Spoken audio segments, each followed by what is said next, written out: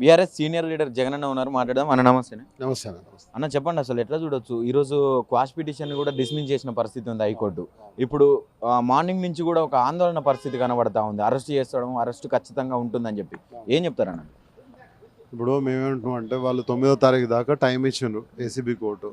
తర్వాత ఈడీది కూడా విచారణ కంటిన్యూ ప్రాసెస్లో ఉంది. మేము కొన్ని క్వశ్చన్స్ మా నుంచి కూడా వస్తున్నాయి. ఏంటంటే మీరు పొంగులేటి గారి మీద ఈడీ దాడులు చేసిండ్రు, మీరు లెక్కలు తీసుకున్నారు, ప్రజలకు ఆ లెక్కలు చూపిస్తలేరు, ఆయన మీద కేసు ఏమైంది. చాలామంది ఇప్పుడున్న రేవంత్ రెడ్డి గారి నాయకుడు సోనియా గాంధీ, రాహుల్ గాంధీ వీళ్ళందరి మీద కూడా కేసులు పెండింగ్లో ఉన్నాయి. వాళ్ళ గురించి ఏం మాట్లాడతారు? నువ్వే 54 లక్షలతోటి సూట్ కేసుల డబ్బులతోటి దొరికినావు, నీ పరిస్థితి ఏంది? ఇవన్నీ కూడా మేము అడగాలనుకుంటున్నాం. ఈ ఖచ్చితంగా పర్సనల్ వెండేటా కోసం పెట్టిన కేసు ఇది. వాళ్ళు అరెస్ట్ చేస్తారా చేయరా అనేది రేవంత్ రెడ్డి ఆర్డర్స్ మీద ఆధారపడి ఉంది. ఆయన ఫోన్ మాట్లాడితే ఒక ఫోన్ సిగ్నల్ ఇస్తే అరెస్ట్ చేసే పరిస్థితి కనబడుతుంది. కానీ ఇప్పుడే నాకు తెలిసి ఇంకొక 3-4 రోజులు టైం ఉంది కాబట్టి ఈలోపు మా నాయకులు సుప్రీంకోర్టుకి పోవాలన్నా లేదా అనే దాని మీద లీగల్ సెల్ తోటి డిస్కషన్స్ చేస్తూ ఉన్నారు. ఖచ్చితంగా మేము బీఆర్ఎస్ పార్టీ కార్యకర్తలం, నాయకులం ఆయన వెంట ఉన్నాము. ప్రతి ఒక్కరం కూడా ఆయనను కాపాడుకుంటాము.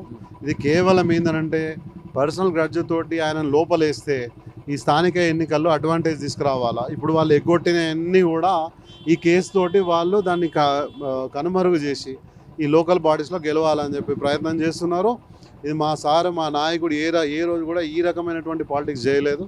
ఖచ్చితంగా దీంట్లో మా అన్నగారు మళ్ళీ బయటకు వచ్చి తర్వాత లీగల్గా పోరాటం చేస్తారు. దీంట్లో చాలా వరకు ఏంటంటే ఇర్రెగ్యులారిటీస్ ఉన్నాయని చెప్పి వాళ్ళు చెప్తున్నారు.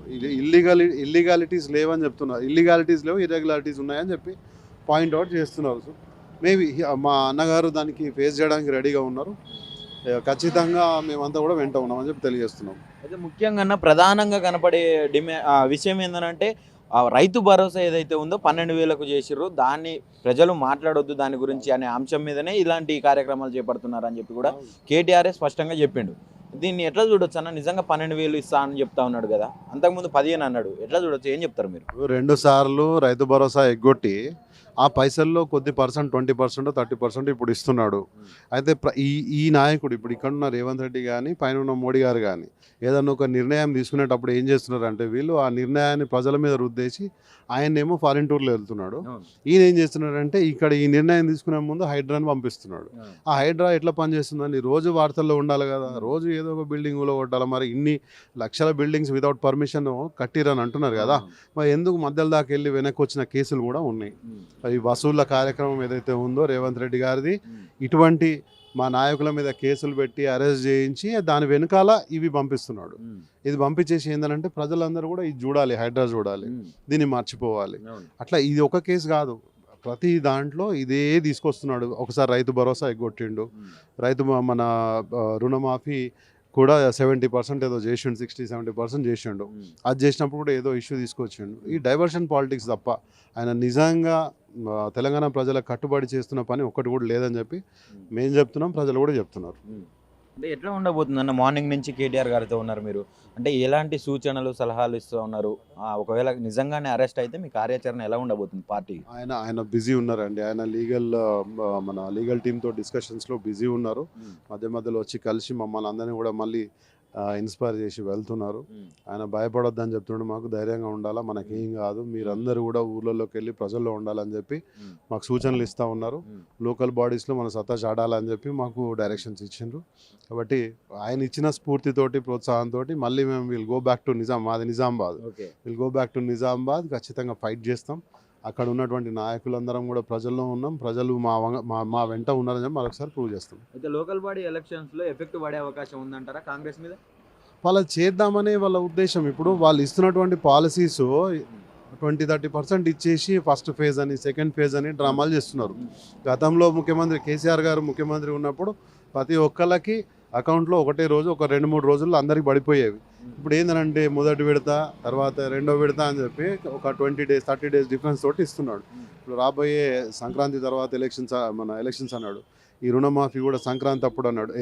రైతు భరోసా కూడా సంక్రాంతి ముందే ఇస్తా అన్నాడు. ఇప్పుడు మళ్ళీ 26th అంటున్నాడు. ఏదో కొత్త స్కీమ్ తీసుకొస్తా అంటున్నాడు. రోజు ఏదో ఒక అబద్ధం ఆడుకుంటూ ప్రజల్ని మభ్యపెడుతున్నాడు. ఇప్పుడు ఏమంటున్నా అంటే వాళ్ళని గెలిపించిన చాలామంది కొన్ని కొన్ని వర్గాలు ఏవైతే ఉంటాయో ఊళ్ళల్లో వాళ్ళని గెలిపించిన వాళ్ళే బండ బూతులు తిడుతున్నారు. ఇది ఏంటనంటే ఇప్పుడు వాళ్ళు అధికారంలో ఉన్నారు, ఇట్లాంటి చెలాయించుకుంటున్నారు, మా నాయకుడిని బంధించి మాకు ధైర్యాన్ని తీసేసి ఏదో ఒక రకంగా అడ్వాంటేజ్ తీసుకుందామని చెప్పి వాళ్ళు అనుకుంటున్నారు. మేబీ కొన్ని ప్లేసెస్లో జరగచ్చు, కానీ మ్యాక్సిమం ఏంటనంటే ఈ గవర్నమెంట్కి దెబ్బ కొట్టాలా, వాళ్ళని భయపెట్టాలా, వాళ్ళు మన మన మాట వినాలని ప్రజలు అనుకుంటే ఖచ్చితంగా కాంగ్రెస్ పార్టీకి బుద్ధి చెప్తారు. అయితే ముఖ్యంగా చూసుకుంటేనా స్టార్లని పెద్ద పెద్ద హీరోలనే నేను లోపలేసినాం, కేటీఆర్ని కూడా ఖచ్చితంగా వేస్తాం అని చెప్పి వాదనలు వినిపిస్తున్నారు. దాని విషయానికి వస్తే ఇప్పుడు లగచర్లకు సంబంధించినటువంటి ఒక కేసులో అంటే అలాంటి కేసులన్నీ పట్టించుకోకుండా ఇలాంటి కేసులన్నీ తవ్వి తవ్వి తీయడానికి వెనక ఏముంది అనుకోవచ్చు అన్న? ఇది అంటే ఆయన పొట్టిగా ఉంటాడు, అంతే ఉంటాడు ఆయనకి ఏందని అంటే ఓ సేయింగ్ ఉంటుంది, ఏం అనుకోవద్దు. అయితే ఆయన ఏమంటే ఆయనకు ఎవరు భయపడతలేరు. ఎక్కడన్నా ప్రోగ్రామ్ పోతే కూడా ఆయన పేరు మర్చిపోతున్నారు. నిన్నటికి నిన్న కూడా ఒక యాంకర్ పేరు మర్చిపోయాడు, పేరు గుర్తు రాలేదు. బాలాదిత్య గారు మాట్లాడేటప్పుడు కూడా కిరణ్ కుమార్ రెడ్డి అనే పేరు తీసాడు. ఇంకో దగ్గర ఇంకెవరో, అంతకుముందు ఇంకెవరో, ప్రతి ఒక్కరు ఏంటంటే ఆయన పేరు మర్చిపోతున్నారు. వీళ్ళు ఏం చేస్తారంటే పర్సనల్ ఈగో వాళ్ళ ఇన్ఫ్లేటెడ్ ఈగో అన్నట్టు. ఈగో ఎట్లుంటే మనిషి చిన్నగా ఉన్న ఈగో చాలా పెద్దగా ఉంటుంది. అరే నేను ఇంత నన్ను చూస్తలేరు, నన్ను గుర్తుపట్టట్లేదని ఈ రకంగా హరాస్మెంట్ చేస్తే ఏంటంటే ప్రతి ఒక్కళ్ళ నోట్లలో ఆయన పేరు నాని ఎక్కడికన్నా పోతే మైక్ పట్టినా కూడా ప్రజలు కూడా అరే రేవంత్ రెడ్డి మన ముఖ్యమంత్రి అని చెప్పి గుర్తుంచుకోవాలని ఇట్లా ప్రతిరోజు వార్తల్లో ఉండే ప్రయత్నం చేస్తున్నాడు ఆయన. నిజంగా వాస్తవానికి ప్రజలకు గుర్తుండాలంటే ప్రజలకు ఇచ్చిన హామీలు అంతే హామీలు నెరవేర్చాలి, ప్రజల మనసులో చోటు సంపాదించుకోవాలి. ఆయన ఉద్యమంలో ఆయన ఎక్కడున్నాడో తెలియదు. ఓకే, ఆయన ఉద్యమంలో లేడు, తుపాకీ తీసి అందరిని బెదిరించడానికి, ఉద్యమకాలను బెదిరించడానికి పోయిండు. ఆయన పేరేంటి, ఆంధ్ర మంత్రి యనమల రామకృష్ణుడి కాళ్ళు బూట్లు సాఫ్ చేసిండు. ఈ రకంగా ఏంటంటే తొక్కుకుంటూ వచ్చినా అని అంటున్నాడు కదా, తొక్కుకుంటా రాలే ఆయన, మొక్కుకుంటూ వచ్చిండు. మొక్కుకుంటా అది సాగిలా పడుకుంటా వచ్చిండు ఆయన. ఈరోజు పెద్ద పోటుగాని లెక్క మాట్లాడుతున్నాడు, కానీ ఈడిదాకా వచ్చింది మర్చిపోయిండు ఆయన. వెనక ఏం పెద్ద పుల్లి లేదు, ఏం లేదు, వెనకాలంతా మున్సిపాలిటీయే. పాపేశం అని పాత సినిమాలో ఒక డైలాగ్ ఉంటుంది, పాత పేపర్ల సంచి అని. ఆ ఫ్లాష్ బ్యాక్ అంతా పాపేశమే ఆయనకి. కాకపోతే ఏంటంటే జర కొంచెం ముఖ్యమంత్రి అయింది కాబట్టి ఏది మన శాలువాలు గిలువాలు పెట్టి పెద్దగా కనవడానికి ట్రై చేస్తున్నాడు. మంత్రులు కూడా లేసలేరు, ఆయన వస్తే ప్రోగ్రాంలో మంత్రులు లేచి నిలబడతలేరు, నమస్తే చెప్తలేరు. ఆయన బతుకు బస్ స్టాండ్ అయిపోతుంది. కాకపోతే ఏంటంటే కాంగ్రెస్ పార్టీ వాళ్ళకి పైన అధికారం లేదు కదా, ఇక్కడ ఈయన గెలిచిండు కాబట్టి వాళ్ళకు శక్తి లేక భరిస్తున్నారు తప్ప. ఒక ఫ్రాంచైజీ ఇచ్చేసిండ్రు, 2 నెలలకింత డబ్బులు పంపిరు మాకు, ఇక నువ్వే ఉండిపో అని చెప్పినట్టే అనిపిస్తుంది. ప్రజల మనసుల్లో నిలవాలనంటే స్కీములు ఇవ్వాలి, వెల్ఫేర్ చూడాలి, డెవలప్మెంట్ కూడా చూడాలి. డెవలప్మెంట్ ఎక్కడ ఉంది? రియల్ ఎస్టేట్ మొత్తం కుప్ప అయిపోయింది, ఎక్కడ చూసినా రేట్లు డౌన్ అయిపోయినాయి. ఈయన ఏం చేస్తున్నాడంటే పాత తెనాలి రామకృష్ణ స్టోరీ ఉంటుంది. అయితే ఒక గుర్రాన్ని బాగా ఎండబెడితే ఎండు కట్టలు పెట్టినా తింటుంది.